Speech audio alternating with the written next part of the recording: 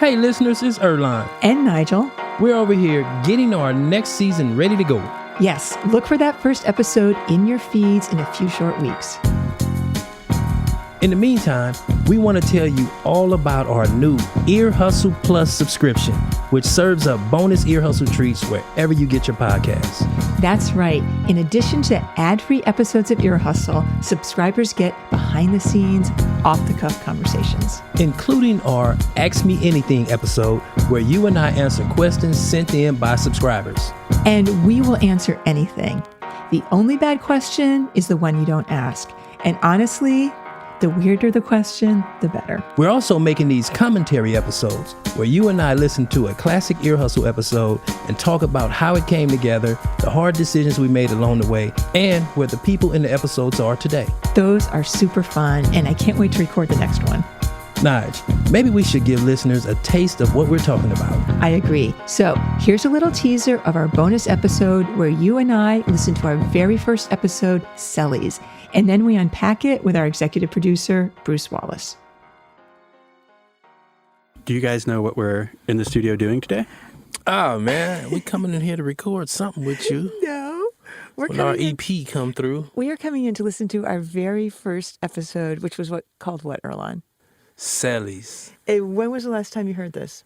It's been a while. It's been a couple years for me. Actually, how long have we been doing this? 6 years? We've been doing it 6 years. I bet I haven't heard this one in 5 years. Wow, really? Yeah, probably. This is our most downloaded episode, I'm not saying I don't love it, but I haven't listened to it in so long. So I want to ask you this. When you think about this episode, what is something you remember from it? Like, what's the first story that pops up in your mind? Well, Emil and Eddie, the brothers. Yeah, I think that's the first thing that I remember too. But I also think about Ron Self. Oh, Ron Self? Yeah. I think about the Sabbath. Huh? See, it's been that long. I know. I'm excited to see what I've forgotten about. I think about the Sabbath. Okay, and now I know what you're talking about. That has to do with a very popular soap opera. The Young and the Restless. Now, is there anything you're nervous about going back to hear this? I wouldn't say nervous, but I do want to see what our production was like then. Do you think you're going to cringe at anything? Probably being on mic. That's when I feel like I'm going to have some cringe moments listening to the narration. Yeah, probably. Definitely, probably, I talk fast, so when I slow down, I sound reedy. Let's see. So I think what I think is not going to be disappointing, I think the sound design is going to hold up. Okay. The sculpting of the stories is going to hold up. Right. The characters and the surprise. I feel like the thing that might be a little shaky is our narration. We'll see. Okay, but do you remember why we did this episode? Yes. Why we do it? Okay, we did it because we wanted our first story to be something that people on the outside could totally relate to, and that would connect them to people inside. And exactly. That was everybody needs to get along with the person they live with, or find someone they can live with. Especially when it's in like a 5x9 space. Is this also the episode that has This is the episode that had the question that drove you nuts that I asked you. I was just thinking of that one. Right, Bruce? What was it? What type of animal would I be? No. Should we let it happen in the episode? I will tell you, this is a really behind-the-scenes thing. Or should I wait? I'll wait till we have that part. We'll get to that. Let's wait till we get to that part. Moment in Think question. you're going to remember it? Hell yes, because it scarred me. Oh. So this is episode 1 of Ear Hustle. Cellies, we're revisiting it because we're about to do a little director's cut type thing where you're going to listen back for the first time in a while and see what strikes you. See how bad Erlon was at narrating back in 2018. Wait, is that right? No, 2016. We probably recorded it in 2016. It dropped in 2017. I'm a little sad note. I also wonder if my voice sounds different. Think so? I thought it came back. I don't think. Well, we're going to find out. Ask us for a favor, then kick us out. All right, we need quiet now. We're going to record. You're now tuned in to San Quentin's Ear Hustle from Radiotopia. The following podcast contains language that may not be appropriate for all listeners. My Sorry, boy let me Shy. pause. Yep, Shaw. He always sounds good. I just seen Shy yesterday. You know what's going to be interesting? How many people are out Probably in this episode? Let's count. That's the first one. except one person in here. Yeah. So Shaw, Probably only one. Yeah, only one that's still in is probably Eddie. Having spent all my adult life in the Marine Corps, Special Forces, been in combat, raised in military schools, I felt, prison, how bad can that be? That's Ron Self, an inmate at San Quentin. He's serving 25 years to life for attempted murder and conspiracy to commit murder. Oh, Inmate. Oh, wait a minute. Yeah, sorry. Inmate, which we don't say anymore. Incarcerated person. Yeah. Someone's incarcerated. But I hate to say that's not what I was reacting to. My voice. Oh, Did you hear was my just reacting voice? to how you just came in hot.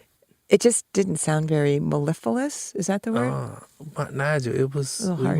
we were Bee Gees. We were beginning. This was. But you know what I do love? The way it just has that cold open. You just hear somebody talking. You don't know what it's about. Right. And he's got a great voice, Ron Self. Definitely. He's out. And this was actually our 4th episode we made. But the first one to First one put out. But okay, let's keep track. So we had Shaw. We got Shy's out. Ron Self is out. Now let's see what happens. Okay. He's been locked up for 20 years. His first stop was Corcoran, a level 4 maximum security state prison in California. Where I'm at, in the backyard? We're so much better now narrating. We arrive on the bus, then we get off, we go through processing. Our pause Part of game wasn't too processing is cool. the reception area where they issue you your state blues and whatnot. And I meet this guy, he's Native American like myself, and his name's Duck. And I stick my hand out. He may as well spit on me. This guy's just evil. I mean, he scared the shit out of me. And it not often that things or people scare me, but this man actually scared me.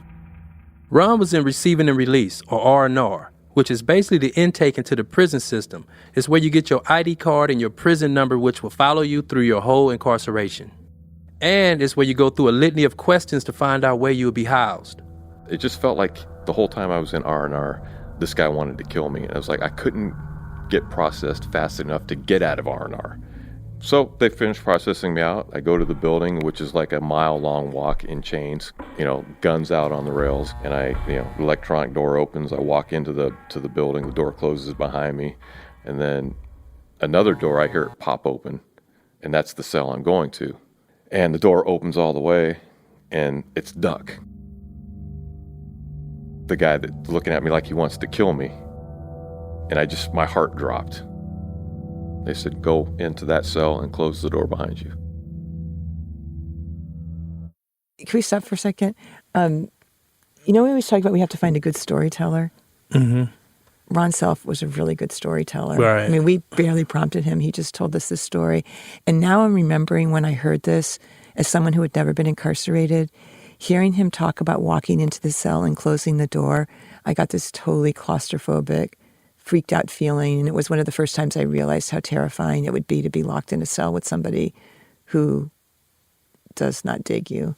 Right. And you know what I was just tripping? He went from R&R with the guy, and he left, and then he went to the building, and the same guy was in the cell. Right. Like how weird that happened? No, it was just like there was no time. He went like the guy was still at work. How you get to the cell? See the little, what do they call it? A jump cut? The jump cut that we did? That's what I was just, he just was like, he just left the guy, then they hit a button, and then this guy is in the cell. Okay, all right. We were condensing time. Remember, these episodes were very short at the beginning. So beautiful. I love one of my favorite things about them. Bruce, are you going to feel sad after we listen to this? Because we never can get to the 24-minute hey, episode. this was a powerful ass 23-minute episode. That's what I'm saying. That's what his argument is. What about Ron Self makes him a good storyteller?